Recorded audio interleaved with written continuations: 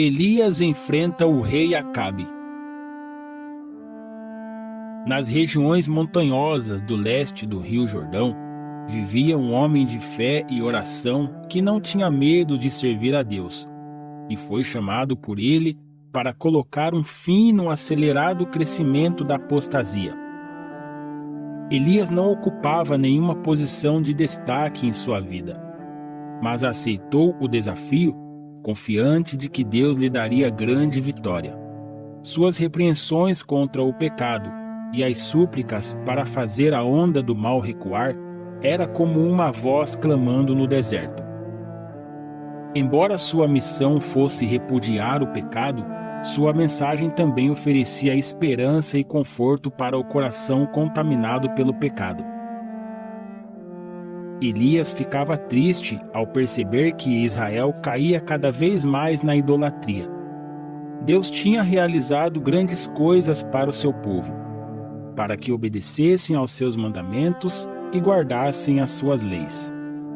Mas a incredulidade estava separando rapidamente Israel da fonte da sua força. Observando de seu lar na montanha as práticas de idolatria do povo, o profeta Elias ficou angustiado e suplicou a Deus que impedisse o povo de continuar com tais práticas e que enviasse juízos sobre a nação, se necessário, para que o povo pudesse ser levado ao arrependimento. Tinha chegado o momento de Deus falar ao povo por meio de juízos. Os idólatras, adoradores de Baal, afirmavam que o orvalho e a chuva eram o resultado do poder controlador da natureza e que a terra produzia frutos em abundância por causa da energia criadora do sol.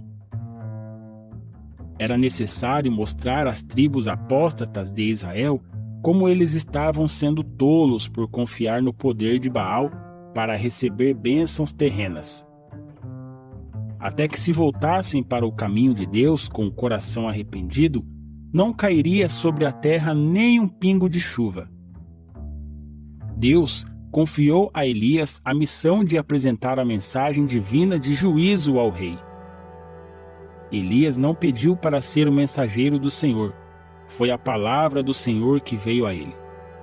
Do ponto de vista humano, obedecer a esse chamado de Deus significava a morte imediata pelas mãos do rei Acabe. Ainda assim, o profeta não teve medo e viajou dia e noite até chegar ao palácio do rei. Usando roupas simples, típicas dos profetas da época, ele passou pelos guardas, aparentemente sem ser notado, e entrou na presença do rei, que ficou espantado.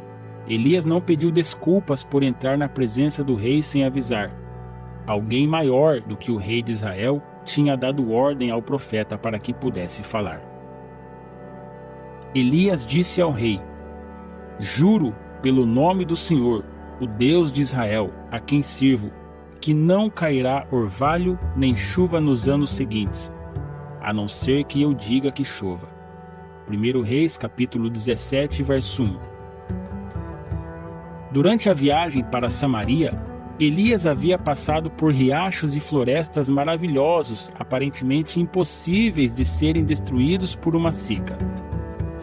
O profeta Elias poderia ter duvidado de que em algum dia essas fontes que nunca pararam de jorrar um dia ficassem sem água, ou que aqueles montes e vales fossem castigados pela seca. Mas ele não deu espaço para essas dúvidas. A palavra de Deus não voltaria atrás. A mensagem de castigo soou aos ouvidos daquele rei ímpio como um raio. No entanto, antes que o rei Acabe pudesse se recuperar do susto ou preparar algum argumento, Elias desapareceu. E o Senhor estava à sua frente abrindo o caminho. "Saia daqui e vá para o leste e se esconda perto do riacho de Querite, a leste do Jordão. Você beberá do riacho, e eu dei ordem para que os corvos te levem comida." O rei Acabe procurou o profeta Elias por toda parte, mas não o encontrou. A rainha Jezabel, furiosa com a mensagem que trancou os tesouros do céu, imediatamente procurou os sacerdotes de Baal, que se reuniram para amaldiçoar o profeta e desafiar a Deus. A notícia de que Elias tinha denunciado os pecados de Israel e profetizado um castigo que logo aconteceria se espalhou rapidamente pelo reino. Alguns ficaram preocupados, mas a maioria zombou da mensagem. As palavras de Elias se cumpriram de imediato. A terra, não refrescada pelo orvalho nem pela chuva, secou e a vegetação morreu. Com o tempo, os rios que nunca haviam secado deixaram de saciar a sede do povo.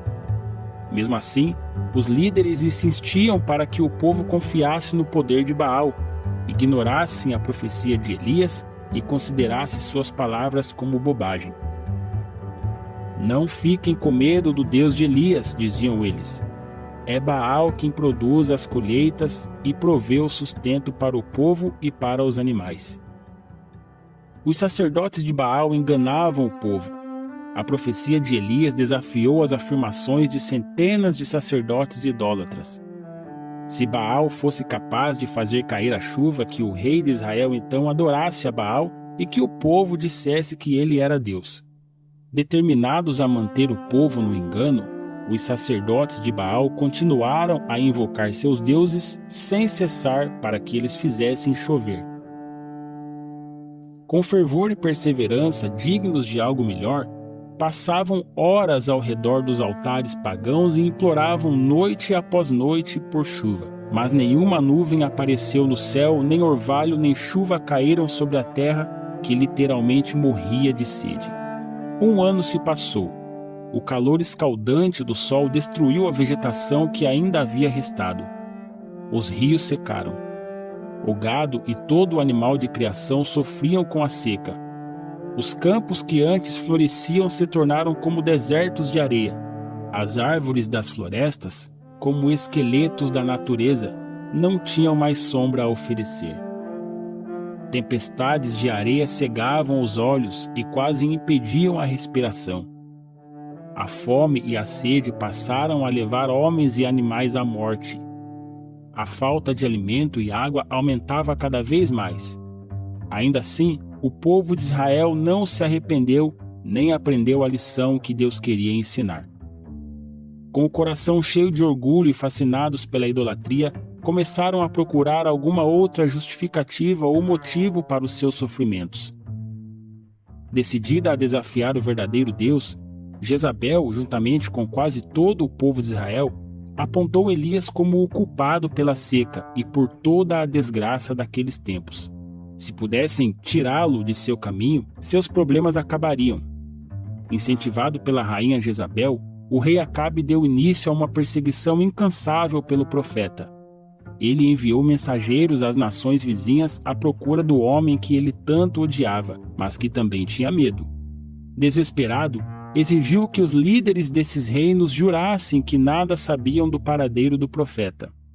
Contudo, a busca foi em vão. O profeta estava salvo da maldade do rei. Vendo que todos os seus esforços contra Elias fracassaram, a rainha Jezabel decidiu matar todos os profetas de Deus em Israel. Dominada pelo ódio, ela massacrou muitos, mas não todos. Obadias, mordomo do palácio de Acabe, reuniu 100 profetas e escondeu em 2 cavernas, 50 em cada uma, e lhes forneceu comida e água. 1 Reis, capítulo 18, verso 4.